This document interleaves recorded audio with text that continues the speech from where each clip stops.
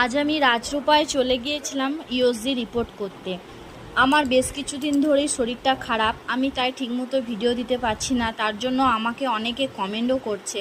অনেকে কেউ বলছে দিদি ভাই তোমার কি হয়েছে, তুমি ভিডিও দিচ্ছ না। অনেকে বলছে বোন তোমার শরীর ঠিক হয়ে যাবে, ভালো হয়ে যাবে, ঈশ্বরের কাছে এই কামনা করি। তো ইনস্টাগ্রামে আমাকে এত এত ভালোবাসা দিয়েছে, তাদেরকে আমি অনেক অনেক ধন্যবাদ জানাচ্ছি।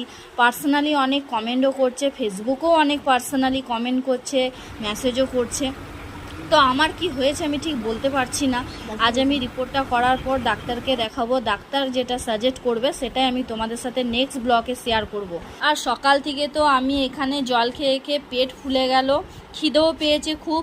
তারপর রিপোর্ট করার পর বর আমাকে একটা পেটিস কিনে দিল। পেটিস খাওয়ার পর, জল খাওয়ার পর আমি একটু রিল্যাক্স হলাম।